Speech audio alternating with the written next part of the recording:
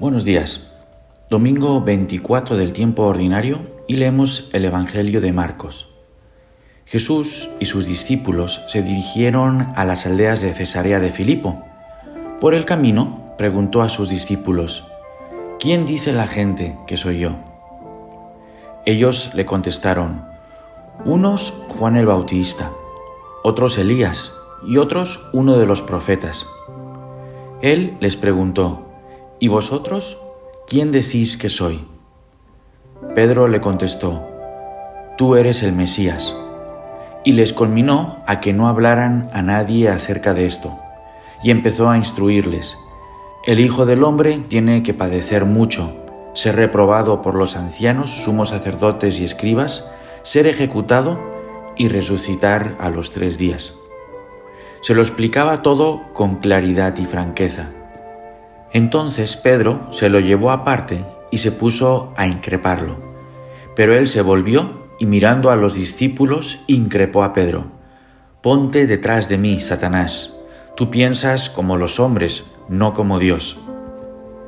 Y llamando a la gente y a sus discípulos les dijo: Si alguno quiere venir en pos de mí, que se niegue a sí mismo, tome su cruz y me siga. Porque quien quiera salvar su vida, la perderá.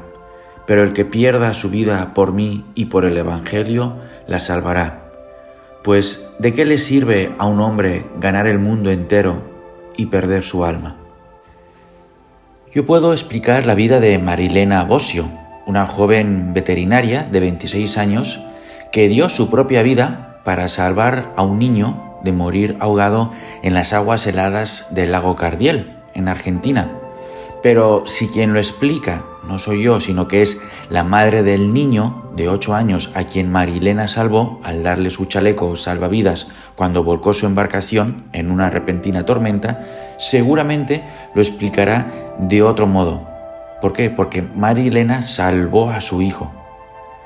Hay verdades con las cuales nos relacionamos intelectualmente, con la inteligencia, pero realmente nos transforman cuando nos tocan el corazón, cuando experimentamos cómo esa realidad me toca a mí en primera persona, cuando habla a mi vida. No es lo mismo entender una idea, que es un acto de la mente, que vivirla, que es un acto de toda la persona. Por ejemplo, no es lo mismo entender un valor, como puede ser entender con la mente que es bueno y necesario ser generoso, que vivir la virtud de la generosidad, que es renunciar a algo mío para darlo a los demás. En el Evangelio de hoy, Jesús pregunta a sus discípulos no solo qué comprenden intelectualmente de Él, sino cómo están viviendo ellos su relación con Él. Cesarea de Filipo, el lugar donde se desarrolla este diálogo, era una ciudad que se situaba en la base del monte Hermón, cerca de las cabeceras del río Jordán. Originalmente llamada Panias, esta ciudad había sido el centro de adoración del dios griego Pan. Cuando Felipe el Tetrarca tomó el control de la zona, construyó la ciudad y la convirtió en la capital administrativa de su región, Iturea, y renombró el lugar como Cesarea de Filipo, en honor del César. Jesús utiliza con sus discípulos, en este diálogo, el método de enseñanza socrático llamado mayéutica. La palabra mayéutica emana del griego, en concreto del vocablo maietikos, que puede traducirse como ayudante en un parto. La mayéutica es un método o una técnica que consiste en realizar preguntas a una persona hasta que ésta descubra conceptos que estaban latentes u ocultos en su propia mente.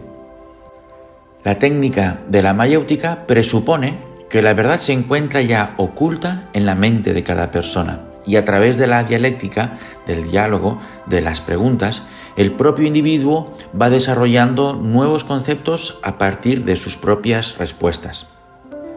Al preguntarles Jesús primero a los discípulos quién creen los demás que es Él, les da espacio para considerar lo que han escuchado intelectualmente. Luego, al preguntarles qué piensan, les permite considerar la evidencia por sí mismos.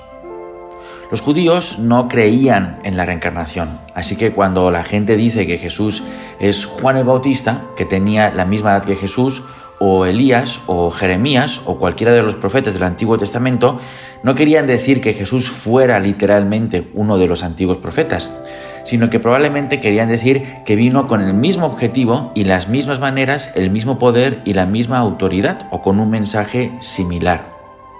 En el diálogo, Pedro llega a esta respuesta: tú eres el Mesías. Y Jesús, no aparece en este evangelio que hemos leído, pero sí aparece en otros, le responde: este conocimiento que has encontrado dentro de ti no proviene de ti, sino que te ha sido regalado por el Padre.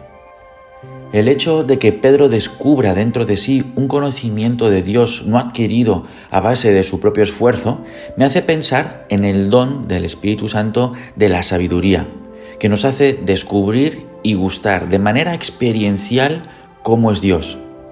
No se trata de una sabiduría conquistada, adquirida a través de la lectura y de la reflexión, sino que es una sabiduría recibida. Es una experiencia que Dios regala.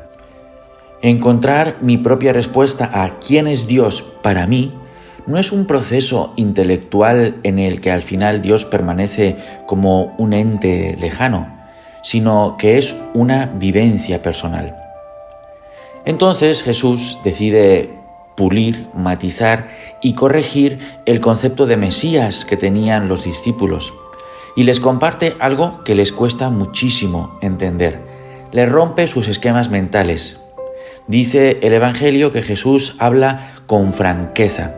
Esa palabra franqueza viene de la palabra de raíz griega que es parresía y que significa hablar sin reservas o con libertad de palabra.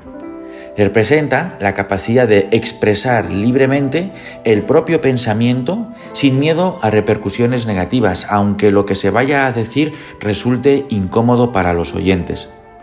No se trata de hablar por hablar, sino de hablar con la verdad en el amor. Eso es la parresía.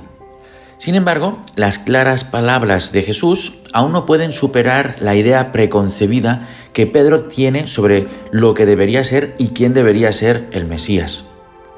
Siempre que Jesús les dice a los discípulos que va a morir, los discípulos tienen mucha dificultad para acoger esa idea. Aquí, Pedro reclama tener autoridad sobre Jesús, le increpa y le regaña. En otro momento, los discípulos discuten sobre quién es el más importante de ellos.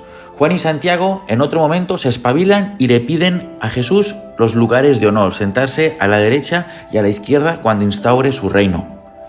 La crucifixión es el culmen del autosacrificio, de la humildad y del amor, pero los 12 apóstoles todavía no quieren admitir y acoger el hecho de que su amigo Jesús, su maestro, no será el rey que ellos esperaban y deseaban que fuera. Jesús le responde a Pedro: apártate de mí, Satanás. Es curioso, en griego el Evangelio dice opiso mu, detrás de mí, que literalmente significa eso, detrás de mí. ¿Por qué es curioso?